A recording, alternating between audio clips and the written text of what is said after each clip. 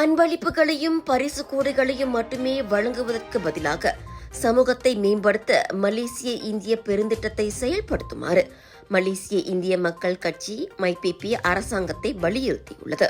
அந்த blue print பெருந்திட்டத்தில் அனைத்து துறைகளையும் உள்ளடக்கிய பல்வேறு திட்டங்கள் மற்றும் இந்திய சமூகத்தின் வளர்ச்சிக்கான ஏராளமான முன்னெடுப்புகளும் கொள்கைகளும் இருக்கின்றன. அப்படி இருக்க அதை நடைமுறைப்படுத்த தயக்கம் ஏன் என MIPP தலைவர் புனிதன் கேட்டிருக்கின்றார். குறுகிய கால அன்பளிப்புகளோ பரிசுகளோ தேவையில்லை, இந்திய சமூகத்தை மேம்படுத்த நிரந்தர தீர்வுகளே தேவை என அவர் குறிப்பிட்டார்.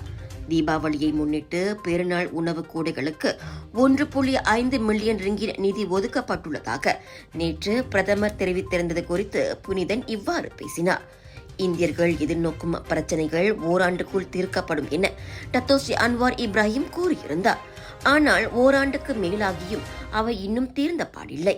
அவற்றை தீர்ப்பதற்குண்டான தெளிவான திட்டங்கள் இருப்பதாகவும் தெரியவில்லை என மாய்காவின் முன்னாள் உறுப்பினருமான புனிதன் கூறியிருக்கின்றார். மலேசிய இந்தியர்களின் சமூக பொருளாதார சவால்களுக்கு நிரந்தர தீர்வாக 2017 ஆண்டு டத்தோஸ்ரீ நஜீப் ரசாக் தலைமையிலான அப்போதைய தேசிய முன்னணி அரசாங்கத்தால் அந்த ப்ளூ பிரிண்ட் பெருந்திட்டம் அறிமுகப்படுத்தப்பட்டது. எனினும் அடுத்தடுத்து வந்த ஆட்சி மாற்றங்களால் அது அமல்படுத்தப்படாமல் கிடப்பில் இருக்கிறது.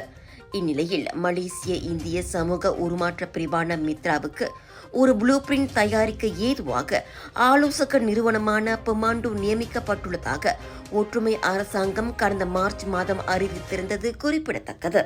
Colours of India Vijay TV media பார்ட்னராக இணைந்து வழங்கும் பிரம்மாண்டத்தின் உச்சக்கட்டம் beyond international Deepavali expo KSL Esplanade mall Bandar Bestari Klang ஸ்லாங்கோரில் 2 to 6 அக்டோபர் வரை அதிரடியான புதிய பூத்கள், பிக் சேல், பிக் டிஸ்கவுண்ட்.